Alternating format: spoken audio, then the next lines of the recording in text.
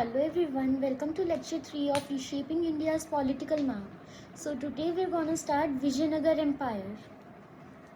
अब जैसे जैसे दिल्ली सल्तनत पॉलिटिकली अनस्टेबल होने लगी तो एक नया सेंटर इमर्ज हुआ, ठीक है, साउथ के टूवर्ड्स।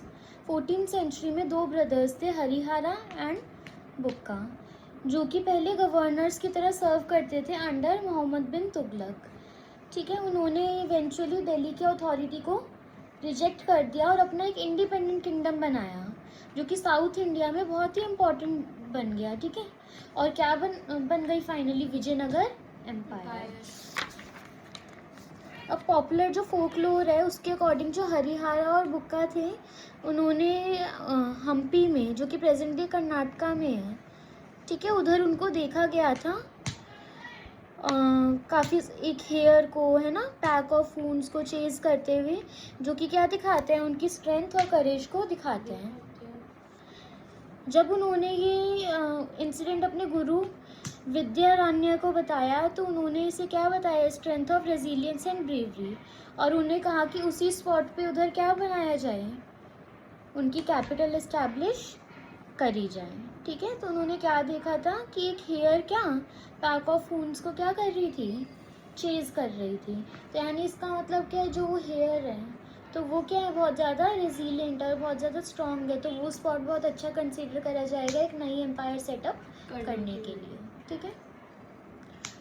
तो विजयनगर एम्पायर के नॉर्थ में बहमानी सल्तनत थी, ठीक है, जो उनकी मेजर राइवल थी। और फाइनली वो 5 इंडिपेंडेंट स्टेट्स में फ्रैगमेंट हो गई, जिनको डेक्कन सल्तनत्स कहा जाता था। बीजापुर, गोलकोंडा, बेरार, अहमदनगर एंड विदार, जो कि पहले जो गवर्नर्स, फॉर्मर गवर्नर्स हुआ करते थे, ठीक है, या जिन्हें हम क्या कहते थे? तरफदार्स कहते थे। वो ही सब उन्हें क्या करते थे? रूल करते थे। जो विजयनगर रूलर्स थे वो पहले दो के साथ तो क्या करते थे? बैटल करते थे। और गजापति रूलर्स जो उड़ीसा के थे उनके साथ भी क्या करते थे? बैटल करते थे। अब अगर हम आगे बात करें कि जो ये टर्म है ना, एक टर्म दे रखी है पति, जैसे गजापति, तो पति का मतलब क्या होता है? लॉर्ड, ठीक है, या मास्टर, जो कि पहले के टाइम में बहुत ही कॉमनली यूज करा जाता था वर्ड क्या? पति, ठीक है। तो जो विजयनगर किंग्स थे उन्हें नरापति कहते थे। भामानी सल्तनत के रूलर्स को अश्वपति कहते थे, ठीक है। और मराठा रूलर्स को छत्रपति कहते थे, जो कि क्या? उनकी किंगशिप और पावर को रिप्रेजेंट करते हैं, ठीक है।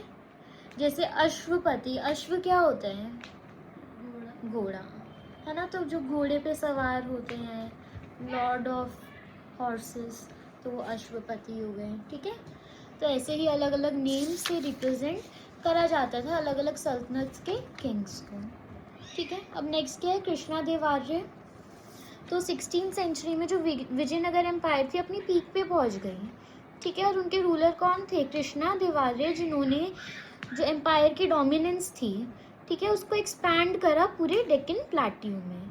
उनके रूल के अंडर जो एम्पायर थी उन्हें मिलिट्री पावर भी मिली, कल्चरल रिनेसेंस भी मिली, यानी जो उनका कल्चर था वो भी रिवाइव हो गया, यानी इंडियन जो कल्चर एंड ट्रेडिशंस हुआ करते थे। अब उन्होंने पोएट्स को, स्कॉलर्स को, ठीक है, संस्कृत, तेलुगु, कन्नड़ा में उनको बहुत ज़्यादा पैट्रोनाइज करते थे। और उन्होंने खुद भी एक एपिक पोम तेलुगु में क्या करी थी? कंपोज करी थी, अमुक्त मलयाड़ा, ठीक है। ये किसकी स्टोरी थी? तमिल पोएट सेंट आंडल की स्टोरी थी, ठीक है। और ऐसी उनका एक और वर्क है राजनीति यानी रॉयल पॉलिसी, तो जिसमें उन्होंने अपने आइडियाज़ ऑफ गवर्नेंस को एक्सप्रेस करा है, ठीक है। वो काफ़ी सारे टेम्पल्स को ग्रांट्स भी देते थे, जैसे तिरुपति टेम्पल है आंध्र प्रदेश में, विठाला टेम्पल है उनकी खुद की कैपिटल विजयनगर में, ठीक है।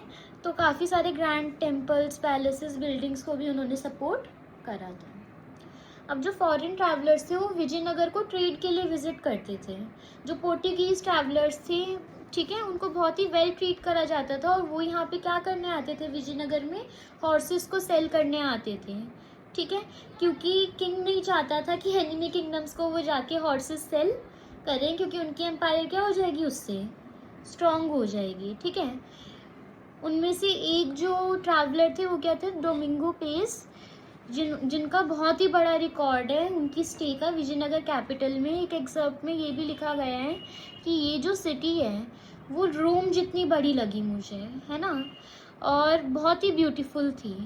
काफ़ी सारे ग्रोव्स हैं, ट्रीज़ के, गार्डन्स हैं, है ना, हाउसेस के, और कॉन्डुइट्स हैं वाटर के जो इसके बीच में फ़्लो करते हैं। काफ़ी जगहों पे लेक्स हैं और काउंटलेस पीपल रहते हैं इधर। ये बेस्ट प्रोवाइडेड सिटी है वर्ल्ड में, और जो स्ट्रीट्स और मार्केट्स हैं वो पूरी ऑक्सीजन से भरी हुई हैं।